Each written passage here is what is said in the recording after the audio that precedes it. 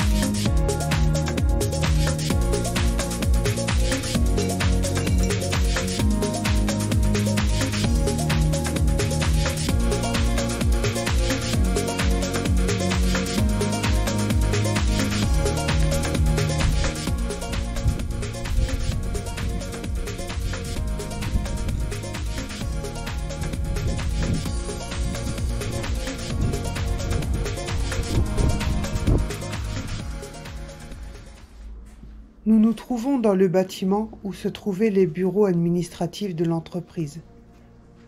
Tout semble s'être arrêté subitement. Beaucoup de choses se trouvent encore sur place. Ordinateurs, bureaux, fax, même les livres de compte sont encore là. Que s'est-il passé?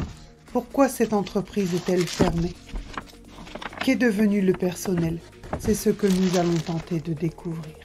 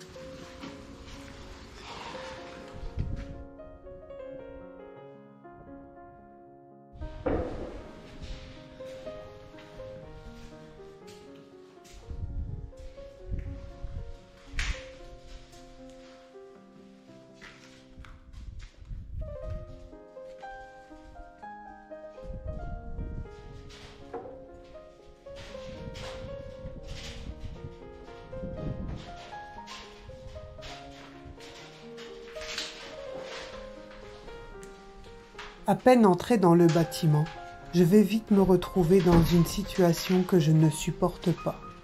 Je sens comme une oppression, un mal-être, quelque chose que j'ai beaucoup de mal à expliquer. Notre caméraman se sentira également oppressé. Il a l'impression que quelque chose lui appuie sur la poitrine. Cela va durer tout le temps de la visite de ce bâtiment. Quand nous avons voulu sortir des bureaux administratifs pour visiter la partie industrielle, à ce moment-là, il nous est impossible de sortir. Une grosse tempête et le déluge s'abat sur nous. Nous sommes obligés d'attendre. Nous sommes persuadés que quelque chose nous empêche de sortir. Nous décidons de faire une séance de K2 et d'essayer de comprendre qui est cette personne qui cherche à entrer en contact avec nous. Pourquoi depuis notre arrivée nous nous sentons si mal? Bien plus tard, tout va prendre son sens.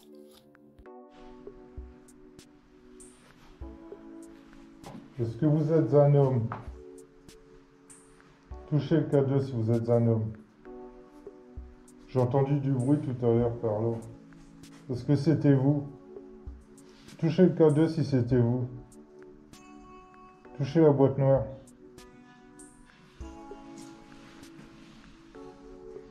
Vous êtes toujours là? Est-ce que vous êtes toujours là?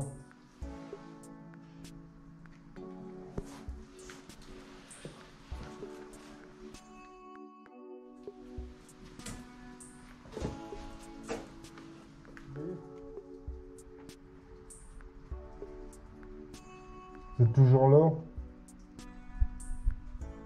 Bah, je crois que c'est terminé et ça répond plus là.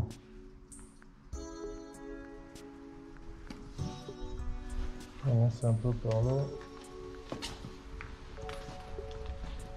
Touchez ma boîte si vous êtes toujours ici.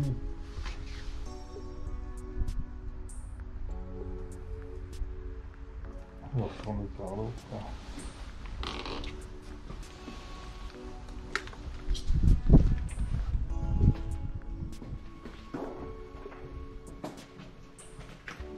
Est-ce que vous êtes ici?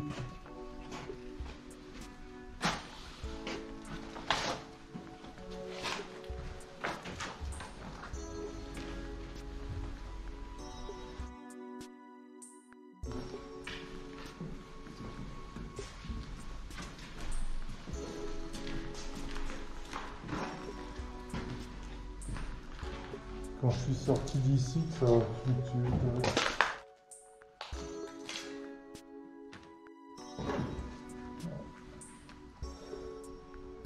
Vous êtes là? Touchez la boîte. Est-ce que c'est dans ce bureau que vous travaillez?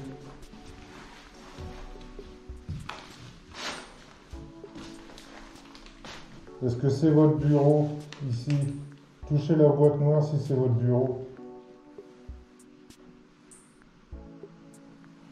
Vous êtes toujours là?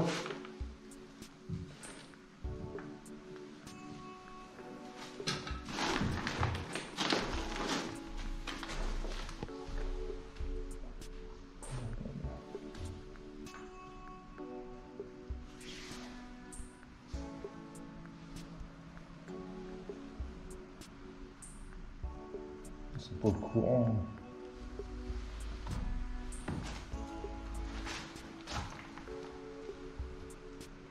Faut que j'aille par ici.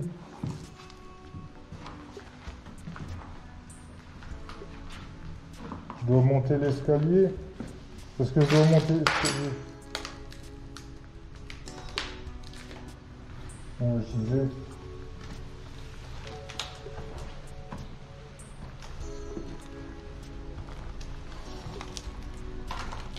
Est-ce qu'il s'est passé quelque chose là-haut?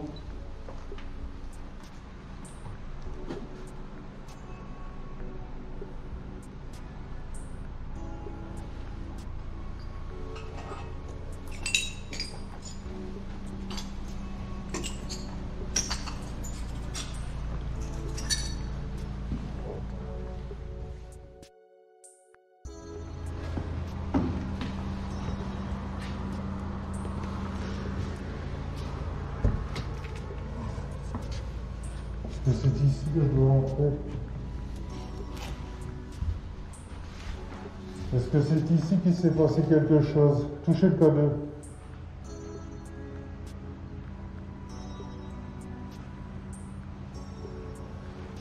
Est-ce que vous êtes mort ici?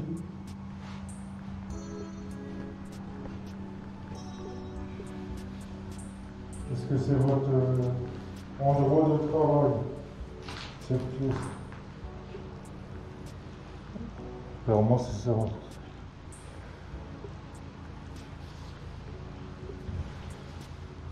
Voilà. Est-ce que vous êtes un homme? Touchez le K2 si vous êtes un homme. Est-ce que vous êtes âgé? Est-ce que vous étiez le directeur de l'usine?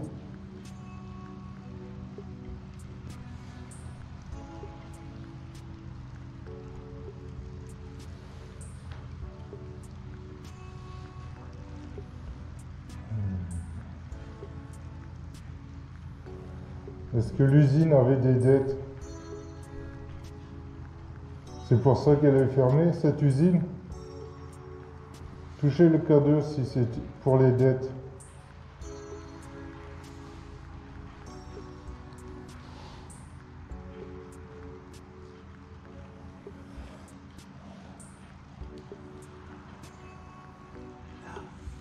J'ai pas vu, c'était...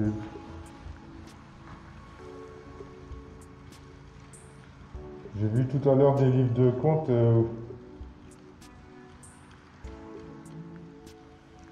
Est-ce que vous êtes triste que votre usine est dans cet état et qu'elle est en train de se faire démolir? Est-ce que c'est un soulagement?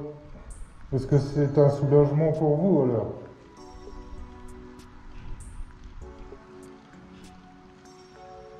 Est-ce que vous êtes conscient qu'on détruit votre usine?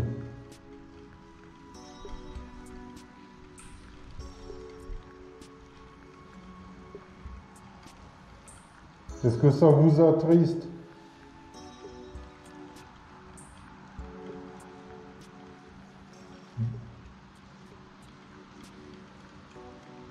Vous n'avez pas d'héritier? Est-ce que vous avez des héritiers?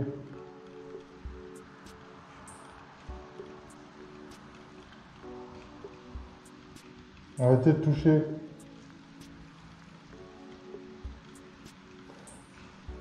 Vous pouvez toucher quand je vous pose une question. Est-ce que vous aviez des héritiers?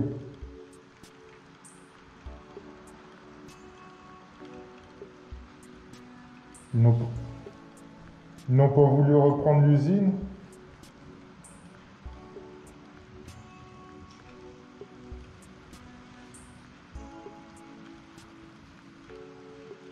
Arrêtez 2 secondes. Est-ce qu'ils n'ont pas voulu reprendre l'usine à cause des dettes?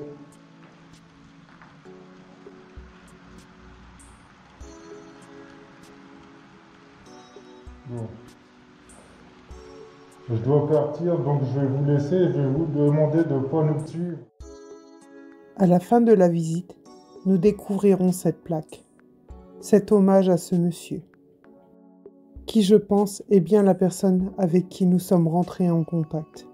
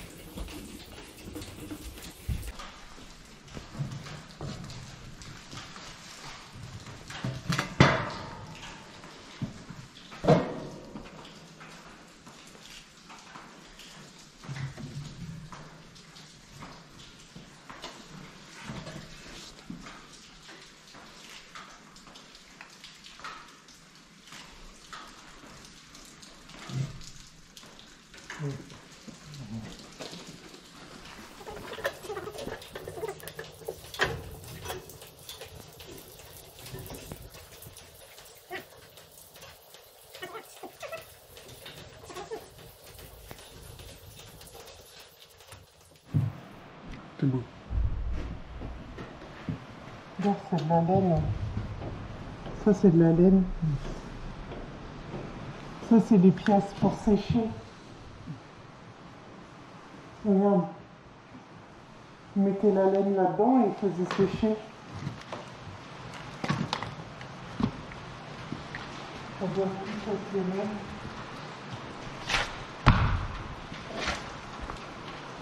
Oh putain.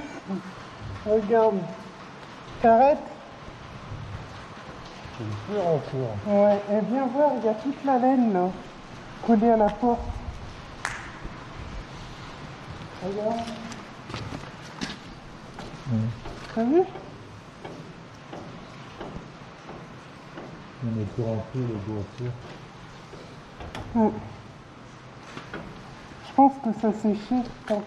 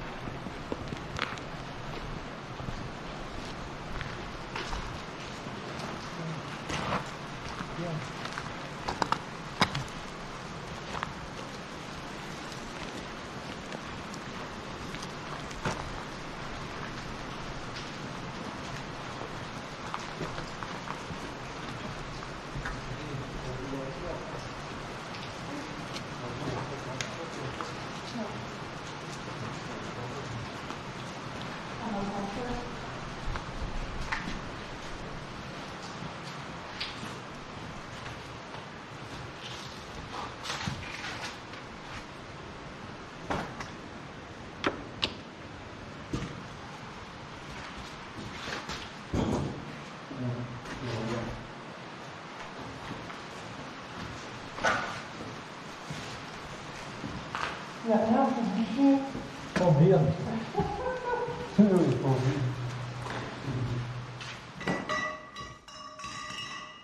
Et là, il y a des trucs qu'on peut aller en dessous.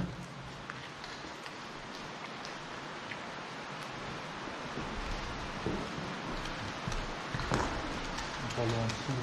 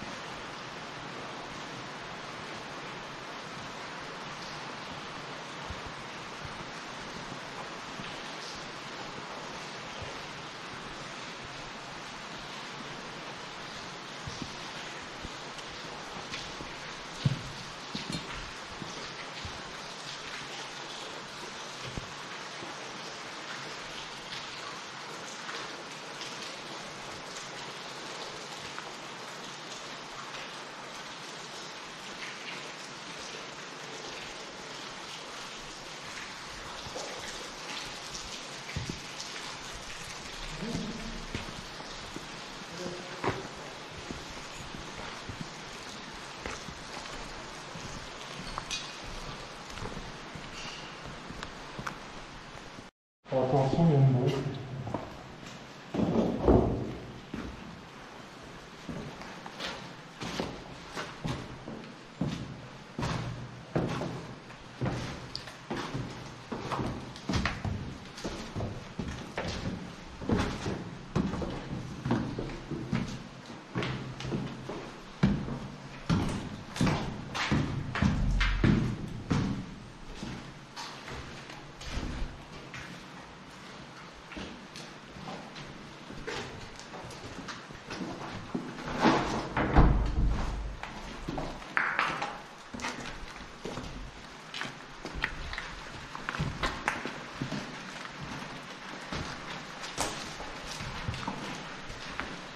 Excellent. C'est une bonne.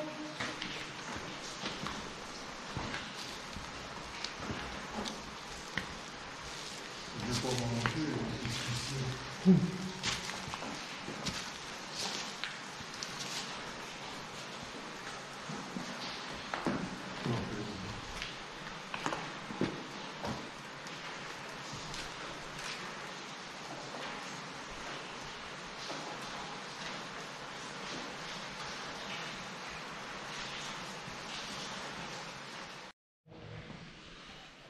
C'est pas fait.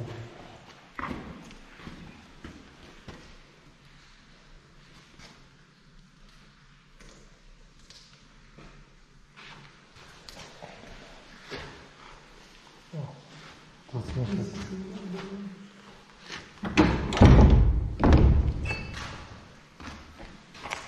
toute façon, ça coupe.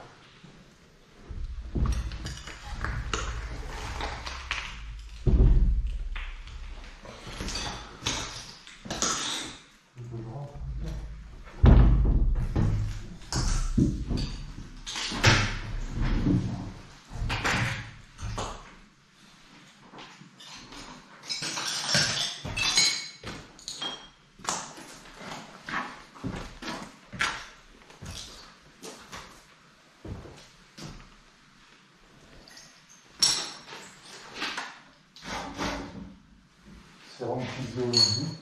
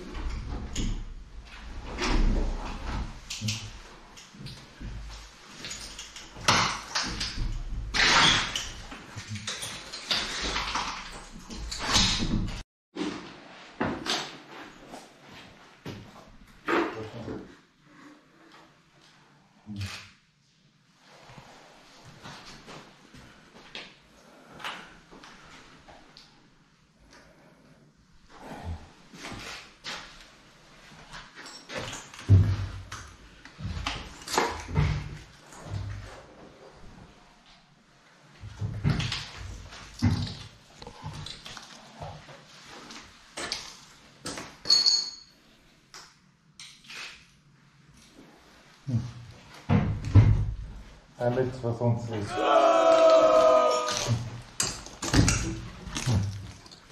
Bien,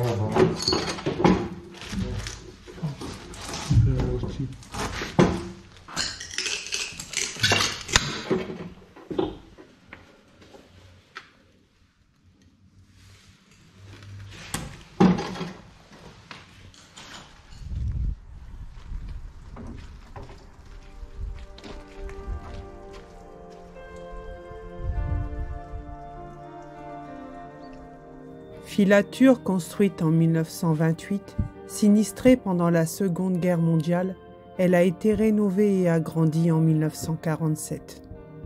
Spécialisée dans la transformation de la fibre mohair, fibre produite par la chèvre angora, elle transforme environ 20% de la production mondiale de mohair brut et réalise 80% de son chiffre d'affaires en dehors de la France. En 1939, 150 ouvriers travaillent par équipe au sein de l'entreprise pour atteindre plus de 500 salariés en 1962. Au fait de son activité, dans les années 70, l'usine est rachetée par une famille du Nord. Dans les années 80, des machines arrivent.